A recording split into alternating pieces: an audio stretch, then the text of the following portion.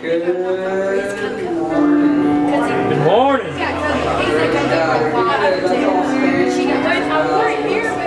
Start this morning service off if we could get Brother Ben to lead us in prayer real quick. We appreciate it.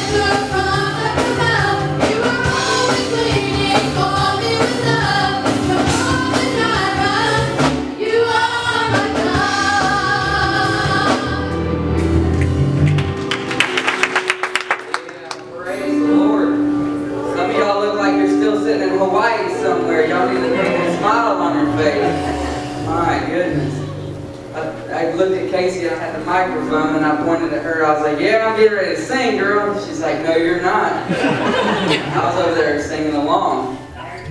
I don't know what a chord is, or a tune, or a key, but I know my God is amazing and powerful and great. So He's worthy of all the praise. Y'all, come on, I'll be driving in the car singing louder than that. Casey's like, please stop. Please.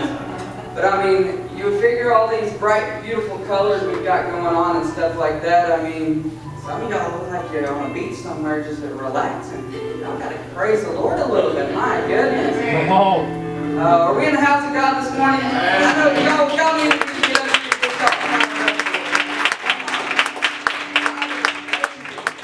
I was driving down the road the other day, and I don't know where it come from, but I've got this thing about turtles in the middle of the road. If I see a turtle in the middle of the road, I'm getting out and I'm rescuing that turtle.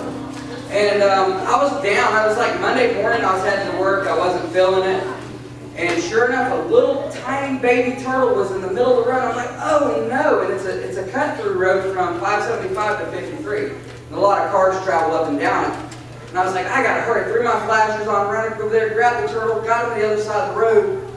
And I was like, are you serious? I was like, the Lord started talking to me, because sometimes we go from, something we're going from to trying to get to something new and something better on the other side.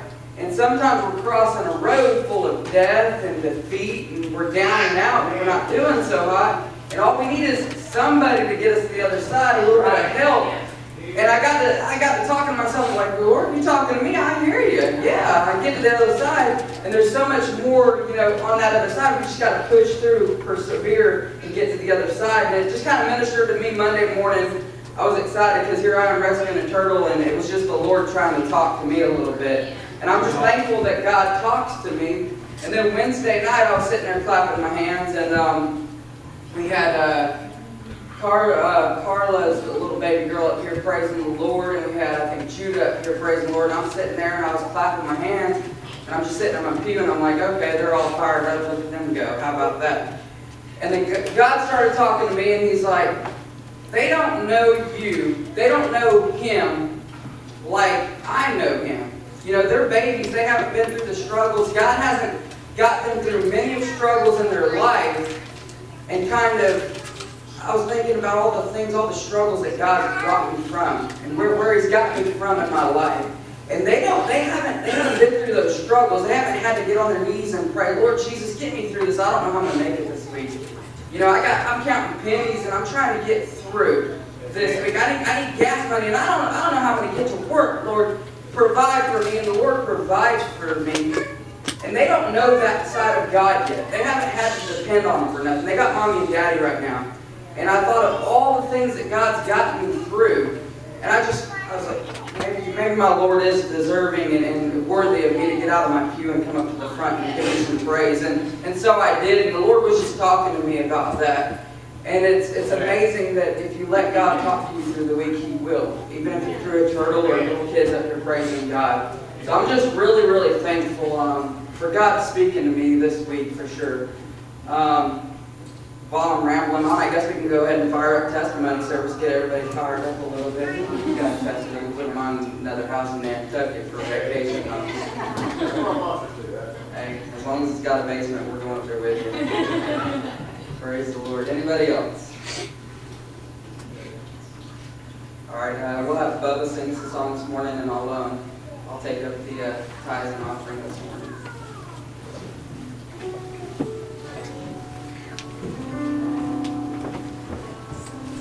I just thank God for keeping His hand upon me. My wonderful family got to go yesterday to Sky Zone or something and watch them all jump around and have a blast. Just glad to be there. God's good to me, that's for sure. The sad thing was about that turtle, he was trying to get to the other side. Jason turned him around. Brought him back, he got confused. That guy put me on the wrong side of the road.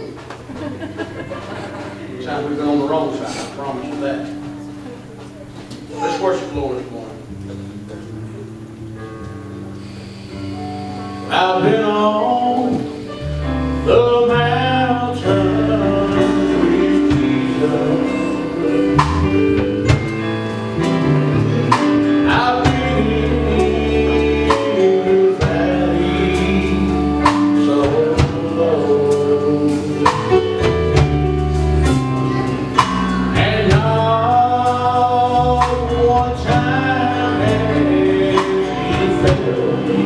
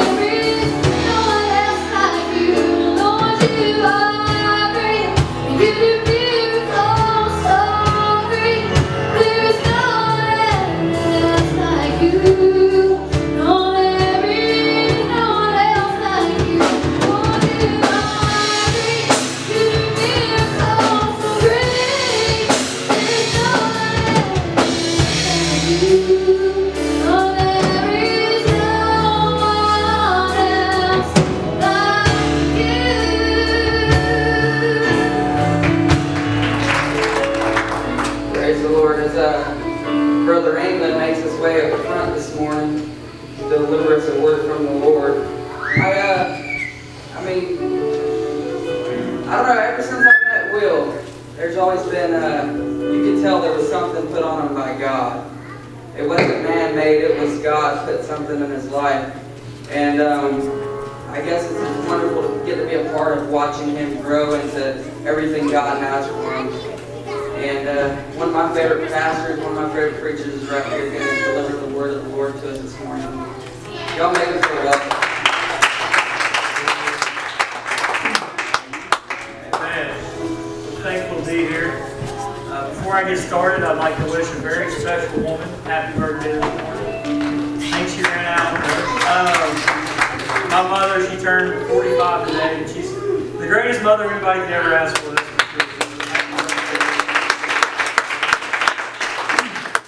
And I talked to Brother Jesse this morning. He wanted me to let the church know that his prayers are with us. He was with us. He said he's looking forward to watching the films. He wished he was here, but they're traveling back from Myrtle Beach. But his thoughts and prayers are with us, and he wanted me to inform everybody.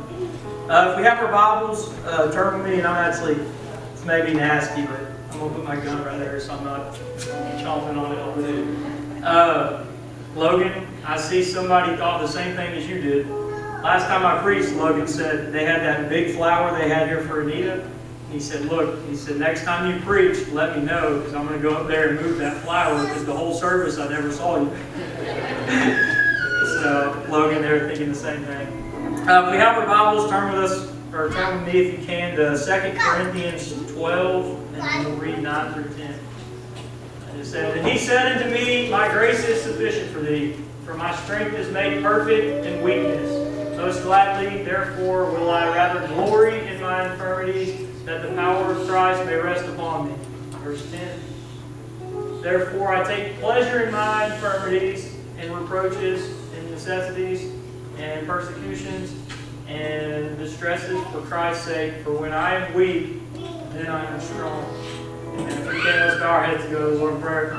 Dear Heavenly Father, God, I thank you for the opportunity to just minister once again. God, I ask that you just use me and let me get out of the way, God. Your words come through me, God, and I ask you just let every person in this place hear the word, God, and let us leave different than we came, Lord. In Jesus' name we pray. Amen. You can be seated. Amen. With the Lord's help, I want to minister just for a little bit. And I was laughing at myself. Jesse, remember last time I preached, I flipped that over and said maybe I can last until it. They didn't tell me that thing goes for like 2 or 3 hours. The joke was on me. But with the Lord's help, I want to minister just for a little bit about perfection is my enemy. Perfection is my enemy. And I read that, and it talks about having our weaknesses and how God is made strong in our weaknesses. And we live in this fairy tale where we have to be perfect in order for God to use us. When actually it's the exact opposite. God is looking for us to need something. If we don't need anything, then God can't use us. And we live in this fairy tale world, and one of my favorite all time is, God, I don't want to really be committed because I'm afraid I might fall and I might make a mistake. And then if I make a mistake, you'll be disappointed. And God's just looking at us and He's saying, no, that's the part of it. I need you to be open. I need there to be space in your life so that I can work and move in it. Because if you have it all together and you don't need anything, then there's no way I can move in your life. There's no way I can use you because you don't need me. You have it all in place. You have everything you need. And so we get in this, and especially the young girls, and we see the society, and there's all these celebrities and all these $1 million homes, and we get where we think that's perfection. Wow. And we're striving for, I want to have the most money, or I want to wear the nicest clothes, or I want to get to here, or I want to get to here, and we keep striving to be perfect. In reality, every time we strive to be perfect, we're falling, and we're setting ourselves up for failure. And perfection is actually what's setting us back. And God's sitting here to tell somebody, if not all of us, that don't try to strive so hard to be perfect that you forget to let Him make up the difference. Amen. Because Romans 3:23, and we don't have to put it up there, I can quote it, it says, for all have sinned and come short. Amen. So that means all of us, we're not perfect. And if you look up the definition of perfect in the Bible, it means complete. So if perfection is what we're searching for in our lives, that means we must first complete our lives. That's the definition in the Bible of perfect. It means something's complete, something's done. A work is completed. So if I want my life to be perfect, then I must first complete my life. So there's no way for us to obtain perfection until our life is completed. So for us to continue to strive to be perfect, and God, I'm going to be perfect, and then I'll start doing what you want me. You can use me after I'm perfect. There's no way possible. Because until you're gone and passed away, perfection is not attainable. And that's where God steps in. He makes up the difference.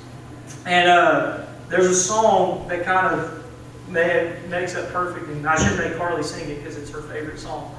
But anyway, it's called Free to Be Me. And it says, I got a few dents in my fender. I got a few rips in my jeans. Let's see, I got a few rips in my jeans. On my own, I'm so clumsy. But on your shoulders I can see I'm free to be me. And God's telling us that, look, I don't need you to be perfect. I don't need you to have it all together. And like I mentioned, all the celebrities, you look at it, and I found myself looking at them and thinking, God, they have it all together. It seems like nothing hard comes at them. They don't seem like they ever face anything. And He kind of hit me and said, yeah, well, if they have it all together, then where do I come in? And the devil's not going to fight that. A person, and the moment you think you have it all together, and the moment you think you're perfect, is the moment that, hey, you'll be in trouble, big trouble. Because then God can no longer do anything with you. And the devil's just going to sit back, and he's going to keep giving you those worldly things. He's going to keep giving you money. He's going to keep giving you cars. He's going to keep giving you nice things. Because if you get into a place where you think you have it all together, you think you have everything that you can obtain, you have the best job, you have the best clothes, you have the best family, you have the best church, then all of a sudden God's no longer needed. You have it all together. And the devil's not going to fight that. He's going to say, okay, well, I don't have to worry about them because they have it all together. The devil's going to start fighting, and if you've been in a position where the devil just seems like he's beating you up, and you're constantly falling, it's probably because he knows that if you ever realize that if we'll just let God make up the difference, then we can actually obtain perfection if God's the difference. Amen. But without God, there's no way to obtain perfection until our life is completed. But we try to get it all together on our own, and God, I don't want to make any mistakes because I'll disappoint you. But God's just saying, no, that's the part of it. I need you to be open. I need to use you. It's okay to fall. Because then it makes you more realistic. If we were behind a pastor, and I'm not saying Jesse falls all the time, but if we were behind a pastor, behind a church group, or all the singers were absolutely perfect and they never made mistakes, they never could get down and talk to you about real life situations, hey, I went through this, I struggled with this, then we couldn't relate to that. Amen. If they sat up here every day and they were preaching about how perfect it was and how life wasn't hard, how they never struggled, then I'd sit back in the pew and say, well, that's not me. I do struggle.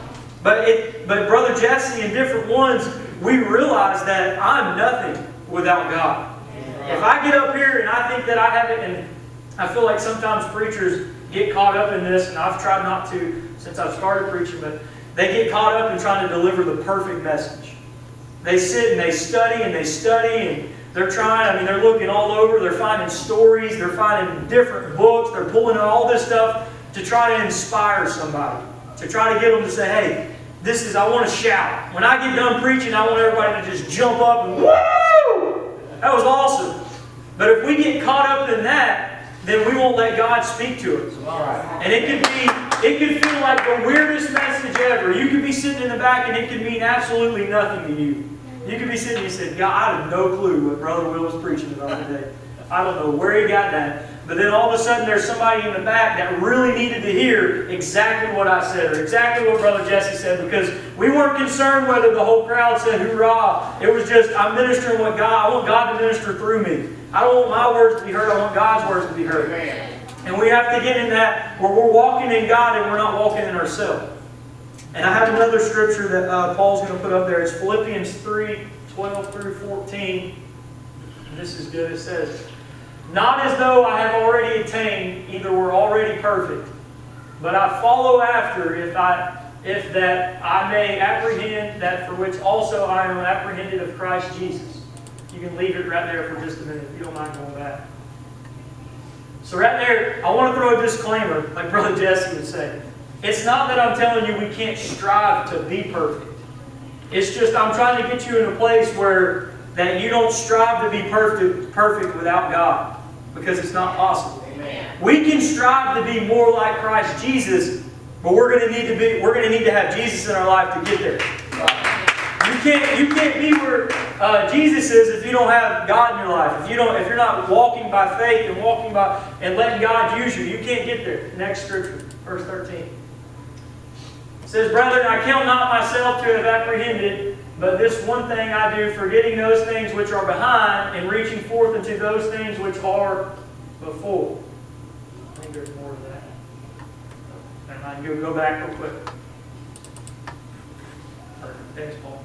I love this. This is my favorite part because I feel like so many people are caught up in this. It says, "Forgetting those things which are behind." Amen. And then we've went through trials, we've went through things, and it seems like we're ripped up, we're beaten up, we've got black eyes, the devil, and you've been tussling your whole life, and you're like, "God, I can't forget those. Those things are with me," and we walk around and we carry it, and everywhere we go, we can come to church, but we're carrying this big bag. And we bring it in, we sit it down, and we hear it, we get excited, but then when we leave, we're still carrying that big bag. Because we don't want to let those things go. We feel like they're attached to us. There's no way I can get past what happened in my past. There's no way I can get over what I went through. That's not true. It says, "Forgetting those things which are behind and reaching forth into those things which are ahead of us." The future. Okay, next verse. 14. There it is. "I press toward the mark for the prize of the high calling of God in Christ Jesus." See, so we should be trying to achieve that. I don't want you to get where, well, Brother Will said I should just relax and not try to be great. No, it doesn't say that. We should be the greatest that we can be. Amen. But no matter how great you are, if you're the greatest person in this church, you're still not great enough until you get Jesus. Right. Until you start walking in God, there's no way possible for you to reach perfection if you don't have Christ in your life. Perfect. You can go back to the other screen. Awesome.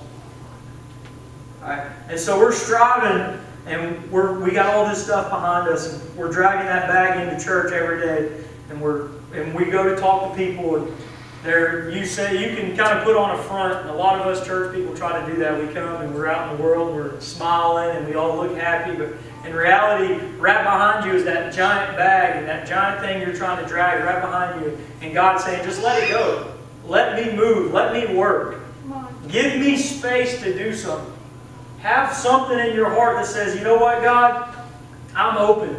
I want you to use me because I know that I'll never get where I need to be. There's no way possible I can get to the end of where I need to be if you don't help out." Because none of us are perfect. If you think you're perfect, you've got something else coming to you. Because none of us are perfect. I struggle every day with something, different things. My flesh tries to, all kinds of things. I struggle with things. And you're probably the same way. We go through different battles. And I watched a video on Facebook, and it's actually a really funny video, and I think it describes some of us. But it was this girl, and she was running hurdles. Do you everybody know what hurdles is? You run, you jump over little bars, keep running. Well, she was running, and there was about 10 hurdles.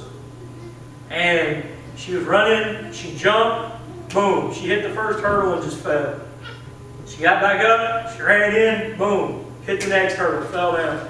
And she goes through this entire course, about 10 hurdles, and every single one of them, she runs as hard as she can, she goes, boom, she just falls.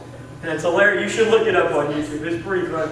But she runs and she jumps and then she falls. She runs and she jumps and she falls. And so many of us, we try to get there, we've ran so hard and we jump, and then all of a sudden we fall. And you might get up the second time, but then you run again and you jump and you fall. And you say, "You know what, God? I'm not getting back up. I'm going to stay right here because I know that if I don't run them hurdles, then I'm not going to fall." But God's saying, keep on running. Keep on jumping. Keep on falling, because every time you fall, I can pick you back up. And God wants to get somebody, because, see, I'm not saying God's boastful, but God likes to use people where when the end of it, when it happens and you're brought through your situation, He's glorified. Right. Nobody else is. You can't say, "Well, that guy kind of had it together. He had some good things about him. That's probably why it happened." No.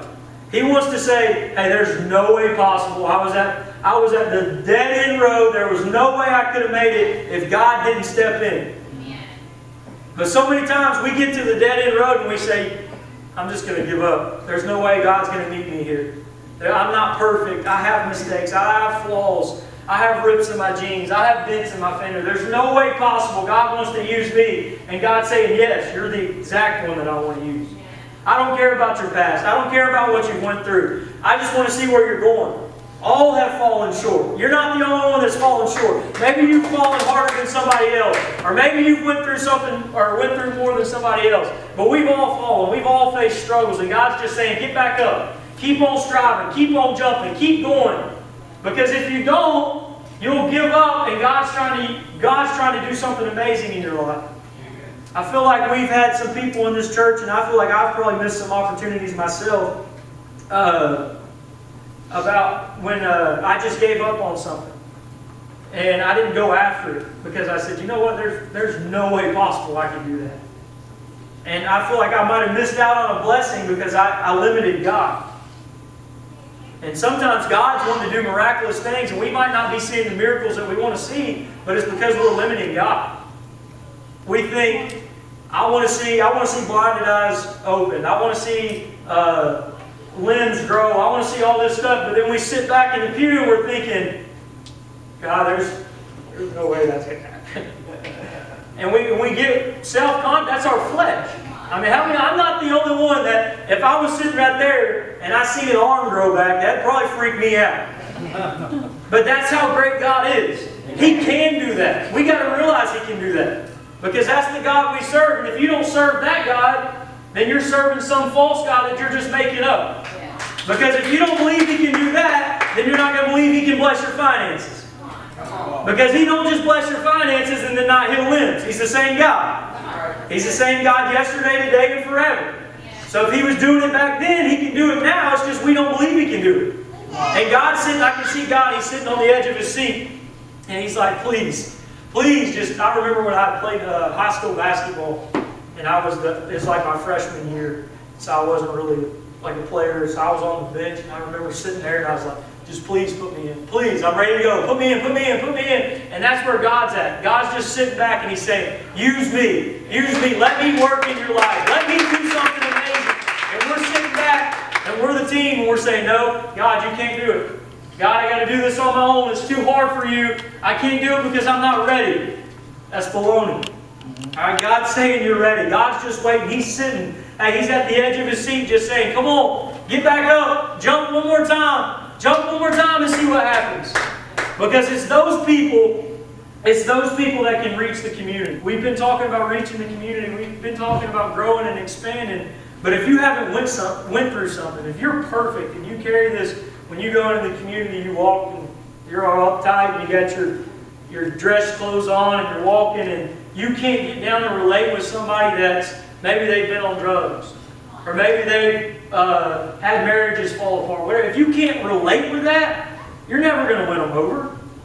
You can't just go up and say, hey, Brother Neil, I'm not saying Brother Neil's not perfect, but hey, Brother Neil, I'm perfect, man. Life is good. I'm living this. I got a beautiful wife. I got money flowing in. Big old house. Nice cars.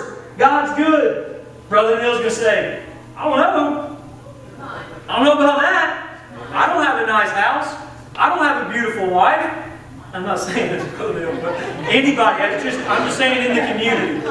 But if you're trying to talk to them and you have it all together, you've got this, there's no bag behind you. You're walking up and you've got loads of money. It doesn't mean anything if you've got thousands of dollars to go give somebody $10. Amen. I'm not saying you shouldn't do that. You should give. But if you go up to them and you got thousands of dollars and you hand them $10 and say, hey, God's good. They're going to be like, yeah, God's good, but why isn't He blessing me? Why don't I have that? Why don't I have the big house? And they're going to question God. Instead, it means something if you go up to them and say, hey, you know what, Brother Neil? I'm struggling. All right, I'm barely making it. My wife just left me. I got no job. I just lost my house. I'm struggling. But you know what? God's still real. I'm still going to church Wednesday and Sunday. I'm still believing because I know that through my weakness, God's made strong. And then Brother Neil's going to say, hey, you know what? I'm struggling too. But he seems like he's doing better than I am. I might go visit that church. Because if I'm going to go through what I'm going through, I might as well have some joy and let God do work in my life. Because there's no sense in sitting down and struggling and trying to be by yourself and say, God, it's so hard. I can't do it. God, there's no one else going through what I'm going through. That's not true. There is somebody going through it. But they've made a choice that, hey, say, you know what? I don't care what I'm struggling with. I'm going to keep on jumping. I'm going to keep on running because I know God's going to use me. And the more I'm weak, the more He's strong. So if it seems like you have every weakness in the book, whatever you need multiple things from God. God's sitting there just waiting for you to ask. He wants to be used. He's sitting at the edge of the seat just begging, saying, hey, please use me. I don't want you to have it all together. Because the moment you have it all together, you don't need me. Amen. So all of us, don't strive to be perfect. Strive to be more like Christ. Realize that He's got to fill the gap. There's perfections up here, and we're right here. And the only way to get there is to let God fill the gap. You can't get there. But keep on going. Keep on running. Because that means something. When you go talk to people and you say, hey, do you know what? Sister Hannah and Lizzie and Carla, you guys can attest to this. You can go talk to women. And you say, like Sister Casey, you can say, hey, you know what? I was in the same situation you were in. They told me I couldn't have kids.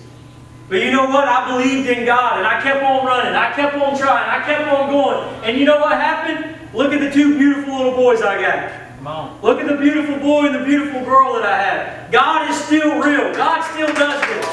I felt the same way that you felt. I cried. I remember when my sister came in and they told me about it. I came home from school and I walked in and tears began to flow and it was so hard. And we thought that we'd never get there. We really did. Lizzie was so upset and we were crying and I thought, God, that's just not fair. Why? I don't understand. But you know what? We kept believing. She kept realizing it. My dad told her, he said, Lizzie, don't worry about it. Just keep on going. I promise you're going to make it. I promise you're going to have a little baby. And Dad had this little bitty orange. And we called it, like, you know the little oranges that you break up? Well, he broke it up. And like he's really good at it. I don't know why. He's like amazing at peeling oranges. But he peeled it, and he peeled it completely in half. But in the middle of it was a little bitty piece of orange. And he said, you know what? He said, that's Junior. And he said, I want you to hold on to that. And we kept that little orange. Did we not? We kept that little orange on our table. And he said, hold on to that because God's going to do it. Amen. And we believed in that. We walked in that. And guess what? Here comes Noah. And then here comes Eli. And now she can walk and she can go minister to somebody else and say, hey, look where God brought me from. Look what God did for me. And that's going to build courage.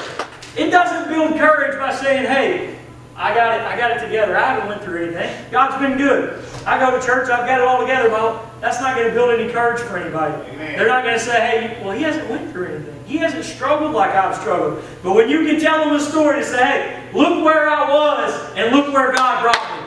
That's the God that we serve. And we got to realize that He makes up the gap, not us. We can strive to be more like Christ, but if you're trying to run a race and you're trying to do something on your own, you're going to fail miserably. You're going to find yourself where you're all alone. You're really sad. You've lost everything, and you're going to have nothing. And God's going to be sitting there on the edge of His seat saying, please, just use me.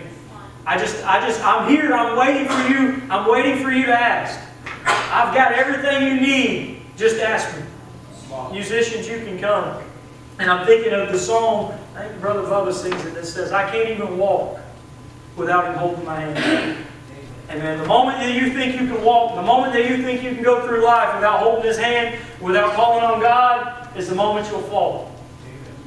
It's the moment you'll lose everything. When you think you're bigger than God, when you think you've got it all together, that's when you'll fall. And God's just saying, get back up. Let me help you. I don't care what you've been through. I don't care what you're facing. Let me be God. Don't limit God. Let Him be God. And get in a place where you're saying, God, use me. Because I don't care what you've been through. Let that be a testimony. If you face drugs, if you face alcohol, if you face this, let that be a testimony. Say, hey, you know what? I was on everything in the book. Brother Wesley Dukes, who came here, you heard him. He said, I was on crack cocaine. He's preaching. You hear all these different stories. That's inspiring. Amen. Amen. I was here, but look where I am now. That's the God we serve. Stop limiting God. If you don't believe He can do that, if you don't believe He can change lives, if you don't believe He can heal, then why are you serving Him? Don't claim Him in your finances and then not claim Him in your healing. Because He's the same. If you can believe He can do that, we can believe He can do this. Don't limit God. I'm leaving it with you tonight. Praise the Lord.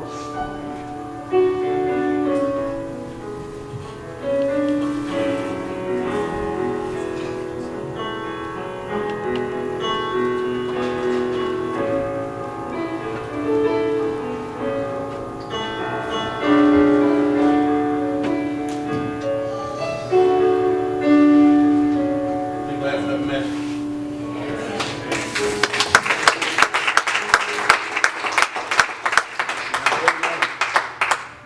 Real good when someone talks about it. They've been there themselves. Let's worship. Stand up and give God glory and praise.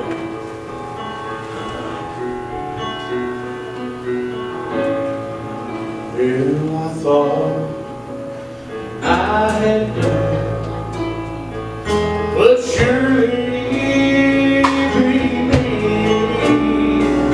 I thought I did flee, but I wanted free.